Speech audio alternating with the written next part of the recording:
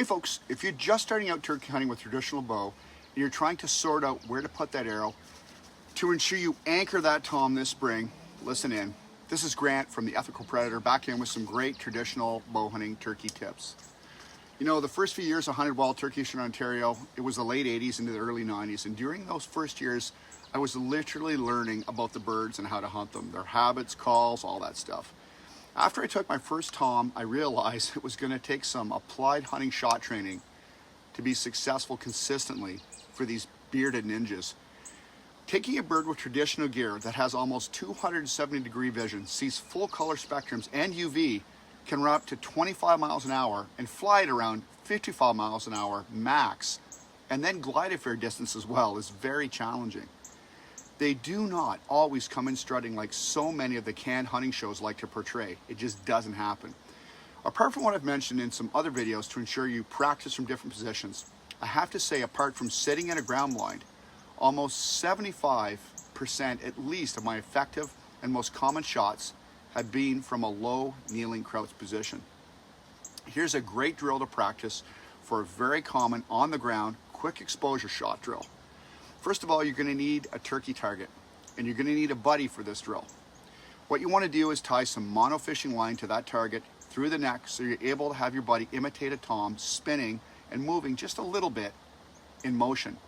The object here is to get you used to shooting as soon as the bird pauses.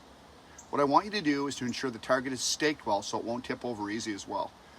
We use cheap collapsible foam decoys filled with insulating spray foam. They're super cheap and they're pretty durable. They take a lot of punishment. With your buddy back safely away from the arrow path, get them to move the target and tug on it or turn it so it's got some motion. Left or right, doesn't matter, as long as it's got some motion. The object here is to pick your moment. You're going to get your bow up and hold it for around 30 seconds before you shoot.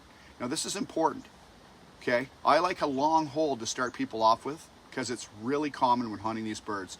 Don't so vocalize that time at all, but be conscious of this and keep that bow up and raised and ready to shoot. Now around the 30-second mark, after your buddy has timed it off, they're going to stop tugging on that mono, and now's the time to come up and shoot. Be fluid however you shoot and try to get that shot off within 2 to 3 seconds of the target stopping its motion from him tugging on it or her tugging on it. Now the entire time you're waiting for the moment and the movement to stop, you want to be focusing hard at nothing else but where you want the arrow to go. I don't care how you aim or shoot. Try to get the shot off within 2 to 3 seconds of that target stopped, or faster if you can. You can vary this drill by increasing or decreasing the time for holding and waiting for the shot. It's up to you. You can also do a stalk or a walk down drill as he's moving that bird. And I like doing this drill on a walk down sneak just like I would on a real bird. Getting that bow up a few times and slowly pausing into my crouch to shoot as soon as the motion stops.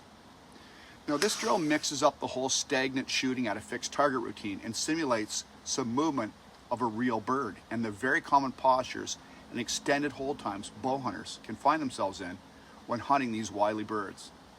Lastly, for new folks worried about body shots, just take headshots. If you miss, you miss. If you hit that bird, it's going to be down. And as always, use nothing less than a razor-sharp broadhead. Try this out and let me know how you make out. And for more traditional hunting content, shooting drills, and more, subscribe today for our free Ethical Predator newsletter. The link's in our bio. Cheers.